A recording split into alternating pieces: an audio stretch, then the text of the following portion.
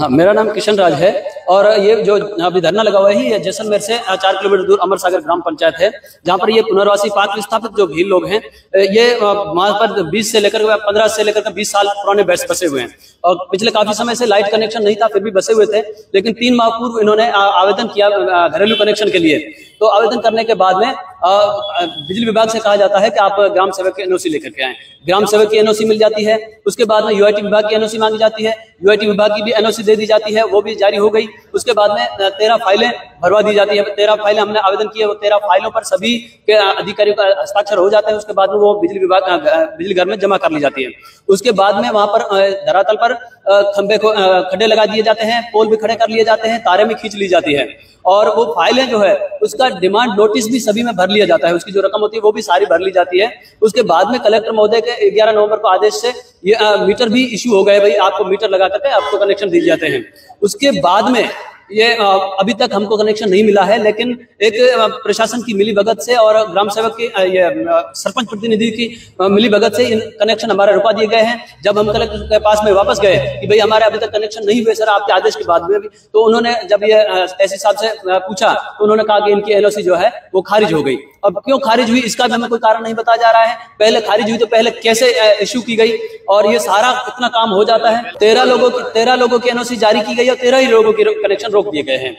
और ये मतलब बिजली विभाग और जो ग्राम सेवक सरपंच है, सरपंच प्रतिनिधि है, उनकी मिलीभगत से रोका गया है। सरपंच प्रतिनिधि भगलाराम जी है, भगलाराम जी है, उनकी मिलीभगत से ये डिपार्टमेंट से हमारे साथ अत्याचार और भेदभाव हो रहा है। ये सारा काफी परेशान किया है। इतने मजबूर है कि आप देख सकते हो महिलाएं भी परेशान होकर के हमको सड़कों पर बैठना पड़ रहा है, धरने पर बैठना पड़ रहा है, जबकि सारा काम हो चुका है फिर भी यह एक भेदभाव किया जा रहा है हमारे साथ।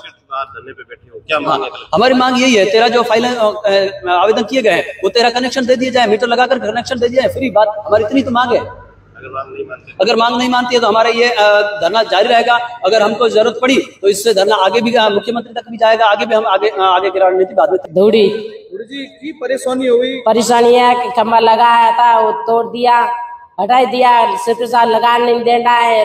रात दिन परेशान करते हैं। बच्चा पढ़ रहा है स्कूल में, बच्चा को स्कूल को पढ़ाने को लाइट भी है नहीं। बच्चा पढ़ता है तो कैसे पढ़ता है?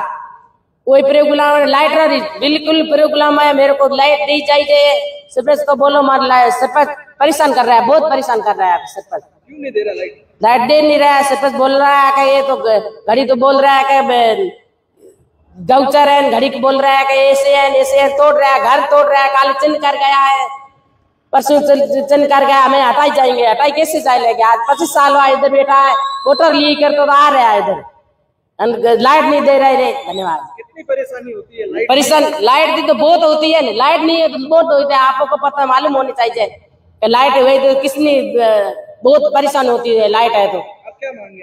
हमें आप मेरी मांग यहाँ से है, लाइट देनी चाहिए। लाइट नहीं दी चाहिए तो मैं धन्यवाद ऐसे देंगे, लाइट देनी चाहिए। बाद में कलेक्टर महोदय के 11 नवंबर को आदेश से ये मीटर भी इश्यू हो गए, भाई आपको मीटर लगा करके आपको कनेक्शन दिए जाते हैं।